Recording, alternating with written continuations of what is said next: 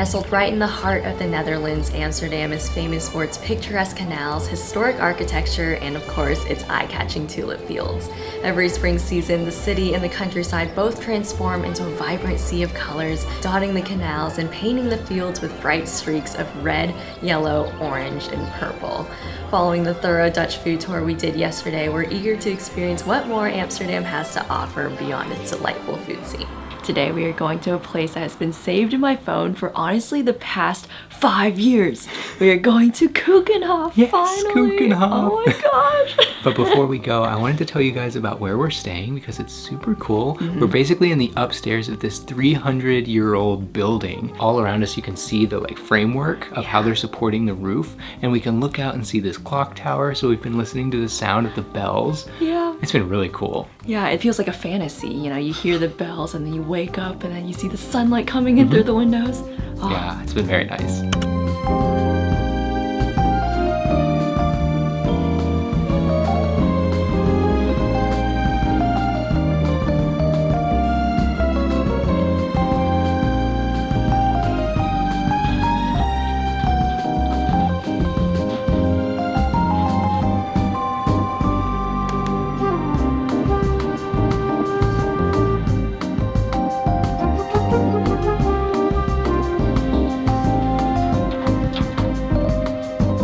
We just exchanged our Get Your Guide vouchers for all the tickets that we need for the day, canal cruise, as well as the Keukenhof tickets. Now we're about to hop on a bus. It's gonna be like a 45-minute ride over to the entrance of Keukenhof. Yeah, that was so convenient. We'll actually link everything in the description box in case you're interested, but oh, we didn't have to worry about anything. We just came by, got all of our stuff.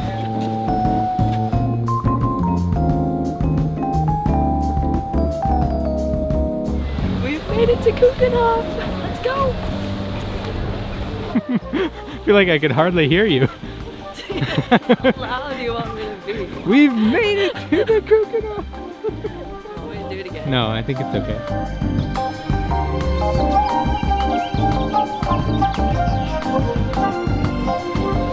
We've just made it into Keukenhof and the sun is out. It's shining down on the flowers and the lighting is just beautiful. Yeah, the flowers are so colorful. And honestly, like as a kid, I would see flowers, you know, they're flowers or whatever. But like, I guess as you get older, there is like an appreciation for tulips and garden greenery that I really don't think I would have appreciated 5 years ago. Yeah, more recently I've gotten really into flowers. I don't know why, but this is a dream come true. Yeah, this is here. really nice.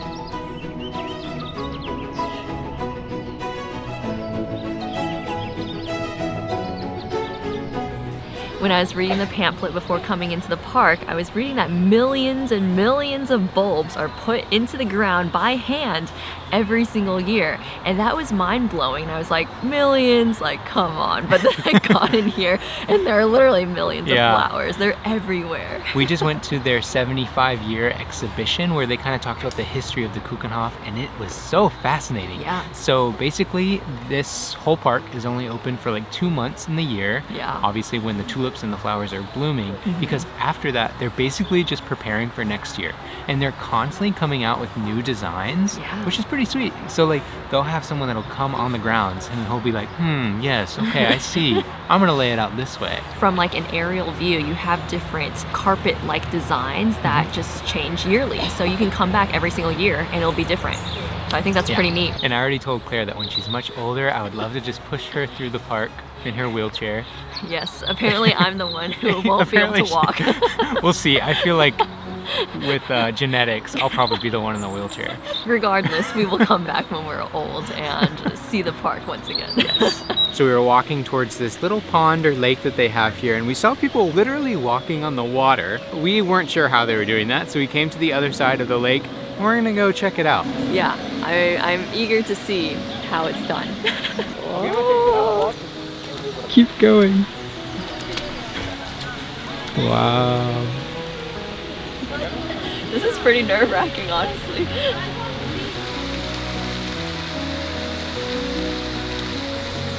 Now you know, make sure you wear some shoes that have like an inch of waterproof encasing on the bottom. After walking around the water, we've come over to their little eatery. They're serving breakfast right now, but we're gonna wait until they serve lunch to get some food. But it actually started raining. We scored a spot at this table that's underneath a yellow umbrella, so we're staying dry and enjoying some almonds while we wait for the rain to fade out. But pro tip, if you do come to the Keukenhof, you can bring your own food in. We were supposed to pack sandwiches, but last night we were just way too tired after filming the food tour that we completely forgot to go and pick any up. It's been a beautiful day, and honestly, even though it's raining right now, I'm just so thrilled that we got that little bit of sunlight this morning.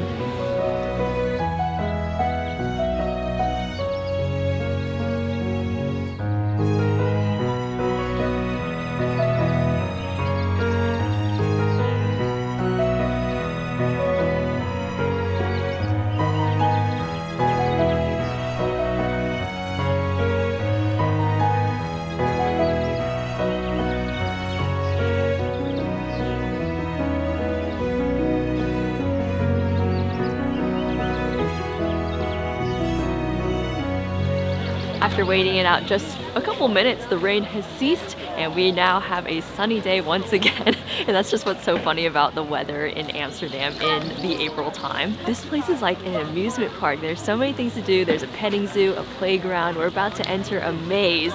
So let's see if we can make it out on the other side without getting lost.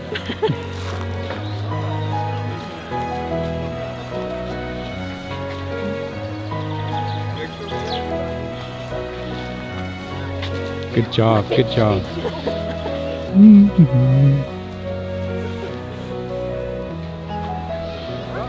Feel pretty cool. Wow, you're doing pretty good. As long as you keep going forward, it has to be right? Oh, Oh, oh no! Too much confidence. there, are you having fun? I think we made it. Wow.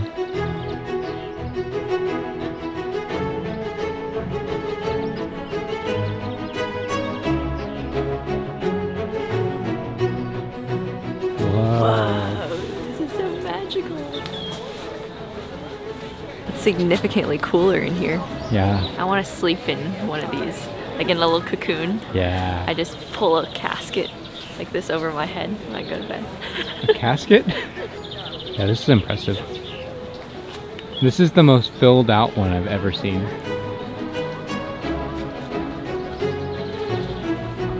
We have said goodbye to the tulips and we have about 30 minutes before we hop on our canal cruise, which I'm very excited for, but we are heading over to a local grocery store to pick up some lunch.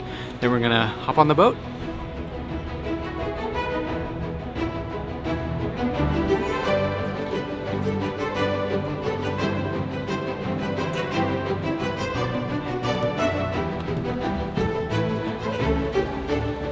We've just boarded our Amsterdam Canal cruise and this boat is 100% electric, so you won't be hearing a motor. It'll be nice and quiet as we sail through the canals and look up at the buildings and the bridges, and it's supposed to go on for 75 minutes, so plenty of time to enjoy the scenery. So we're just gonna sit back, relax, and enjoy the ride.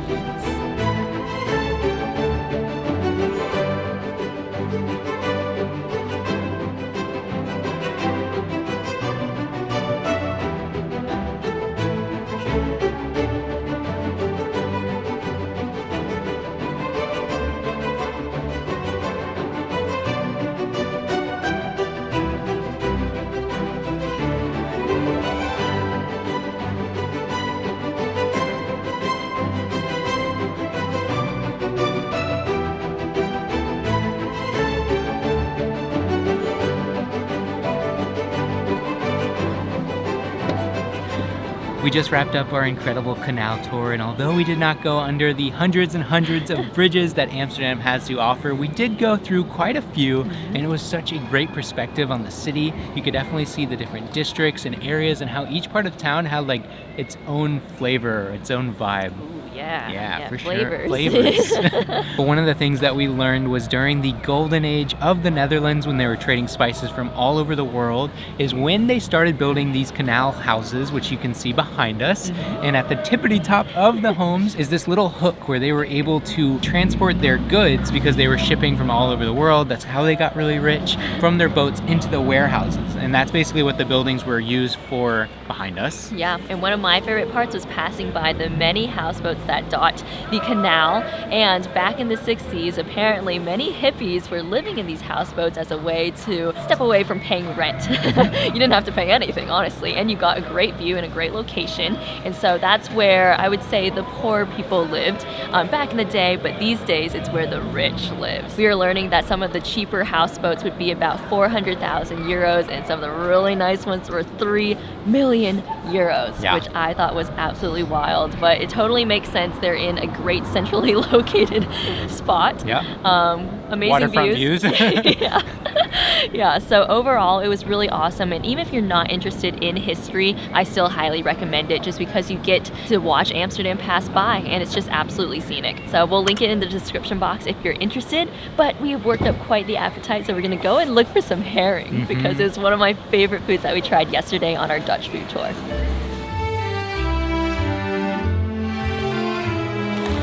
Alright, I've been talking about this herring sandwich all day long. I think I've mentioned it probably at least 10 times to Chad. I'm like, we need to find a fish stand, because I've been craving it ever since I had it yesterday. Oh, it smells so good, especially with the acidity of the pickles and the onions.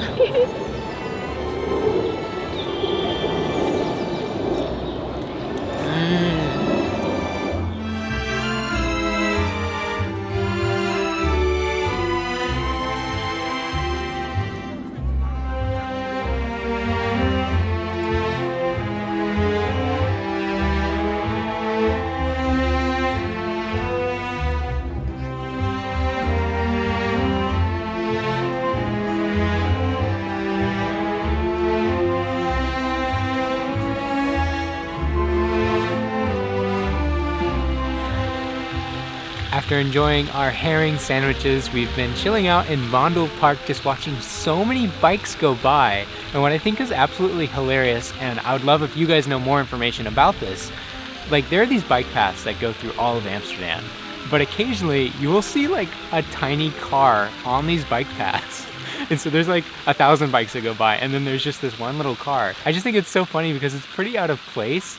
And then who's like the lucky guy that gets to just be in his car versus biking? I don't know. I think it's funny. I don't think Claire thinks it's funny at all. But they're just so small and cute. I do think those little cars are super, super cute. And honestly, if I could have a car of my own, that's the kind of car that I would want. But we saw that same kind of car on the ferry going across the canal today. And they just drove their little car onto the boat. We just think it's so funny because it looks like a toy. It's like a little Barbie car. Doesn't take much to make us laugh, I guess.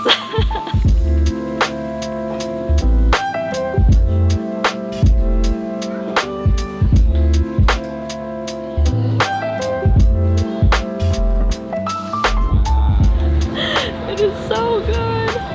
Ever since my sister and my brother-in-law came to Amsterdam, they've been raving about this gelato place. They said it's the best gelato they've ever had in the entire world, and we confirmed that it's also really amazing gelato. So I got their matcha, and they actually import premium matcha from Kyoto. It is delicious. It is so, so good, and like the perfect palate cleanser to our herring sandwiches.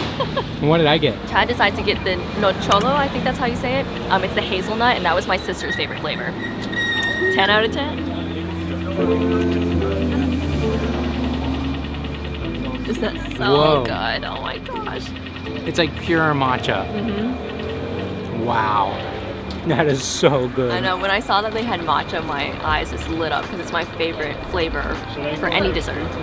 Who are you? What is that? So Chad decided to use the... No, what is that? I'll get to this. Chad decided to use the porta potties in the park because he just really had to go. And when he came out... I just had to pee like a normal person. I wasn't like dying. And when he came out, he had huge pieces of toilet paper stuck to both of his feet, not just one. didn't even know. Oh my gosh, this is so funny. Who eats their ice cream like that? This is the prized part that I've been working very hard to eat.